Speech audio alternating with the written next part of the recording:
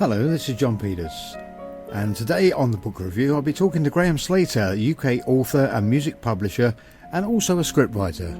Well, it's nice to speak to you, Graham. Yeah, thank you. Yeah, nice to be back on again. Lovely. This one now is Monica Brinkman, the author, and it's The Wheel's Final Turn.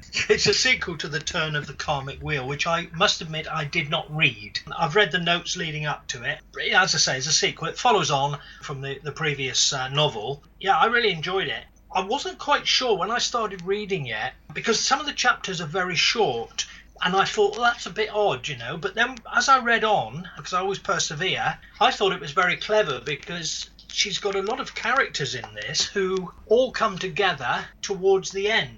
And they gradually intertwine. So they start off and you think, what's she got to do with him and him to do with her?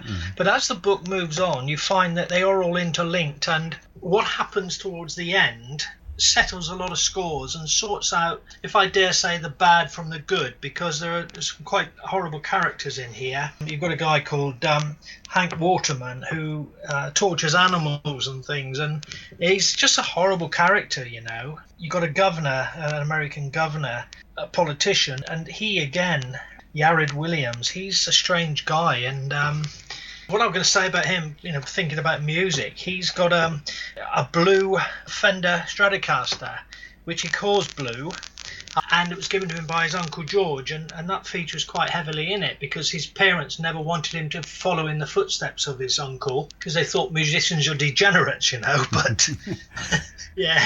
And then you've got another guy here. Who have you got? Well, you've got Wayne Marshall. Now, he's a gentleman who is gay, but he's afraid to leave his house for many reasons. He also paints. He's an artist, and he goes under a pseudonym of Ellie Sanborn. They all sort of come together. There's another character which I felt really sorry for. It was a young lady who actually was ripped off by one of her working colleagues. She was into cosmetics, and this girl forged an agreement, and the secrets of the cosmetics were actually transferred to someone else, and she got fired for it.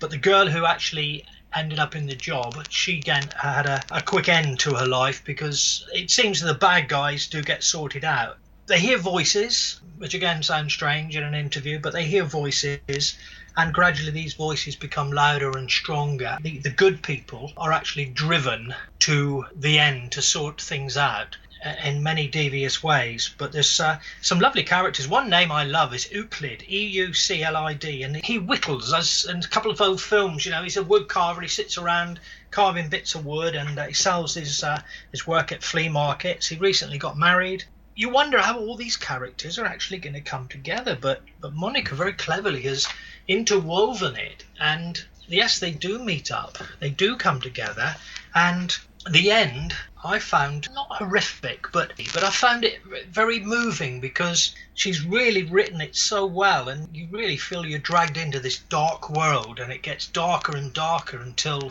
it eventually, of course, it all becomes good for those that remain. But the way she's written it, I mean, it's taken a lot of thought to interweave different characters into the story. Maybe they were in the original story, in the previous book, but I don't know that, as I haven't read it. She has written it very, very well indeed. Looking through it, you mentioned Euclid, Carmen. They are the good people. Yes, they are. Carmen is married to Euclid. She didn't think she'd ever get married. They didn't have a big wedding, and suddenly they're married, and she's happy. And I think they were meant to be, you know, the pair of them being together. I think it was something that was meant to be, because their paths had sort of crossed probably before in the previous book, and they were meant to be. And of course they are the key characters which take you through towards the end, which again is, as I say, quite shocking and but very well written. They're classifying the genre between a thriller and horror. Yes, well, that's what I was trying to get at. The end, I find, is quite horrific, but it is a thriller, but it is horrific. There is horror in it, but the way it's written, it's not something that I think would put people off. I think people who read horror or read thrillers would find this one very, very good to read, and it's great how she's combined both genres to make it work. It's quite a good book. One thing between the two books, actually, I've just spotted, looking at them, on the front cover of this one, The Wheel's Final Turn, yeah, it's Monica Brinkman. Yeah. And on the turn of the Kermic wheel, it's Monica M. Brinkman. Yes, you're dead right. I mean, she's married. You know, I don't have a middle name, but sometimes I think people do change their names. I can't think of any off the top of my head, but I know there are quite a few writers who are successful, and they will actually write under a pseudonym as well. so they can bring out different types of books, something that's totally different. But I don't understand how that works, because they obviously have to declare at some point who they really are, which, you can't go for an interview supposedly someone else. But I think with Monica, I think it could be an oversight, but I think that maybe it's nicer to just have 2 words. Monica Brinkman rings well. If you were doing an interview about Monica M. Brinkman coming on, maybe it was a decision she made when she started on the second book and thought, well, no, actually, I'll take out my middle name or the initial of my middle name to just make it snappier. So that could be the reason. But I will be talking to her at some point in the future, because she's great. I've done a lot of stuff with her in America. She's a great writer and loves music and everything else. So she's a great lady. But I will ask her why she dropped that out. Maybe she's just forgotten she's done that. But we've all changed things.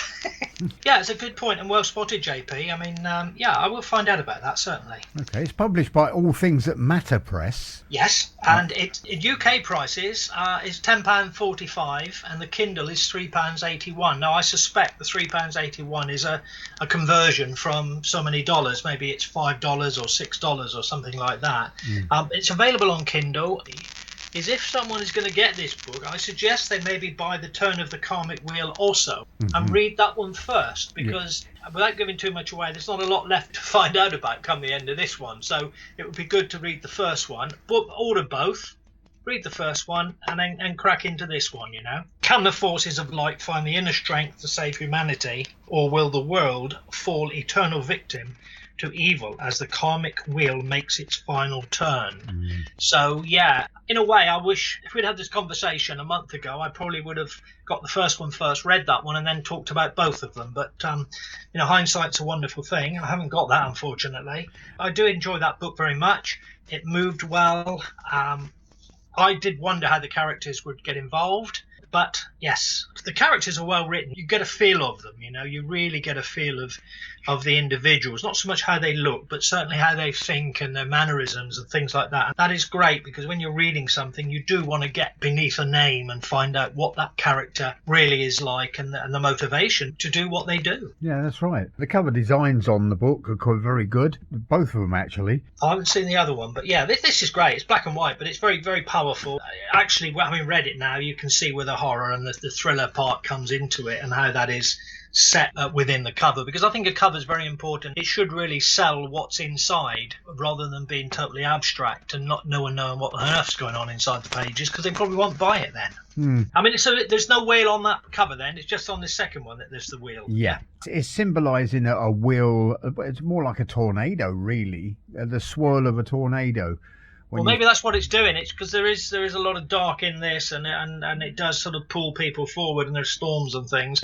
So it could be that's what's happened. I might well read the first one, to see how the two link in, because she can't really write another one on this subject, but she could do a prequel if she wanted to. Well, that's but right. I'll maybe download that one actually, or order a copy to read it, just to see where it goes from the first book to the second. Yeah, I mean, because obviously she stated that the wheel's final turn.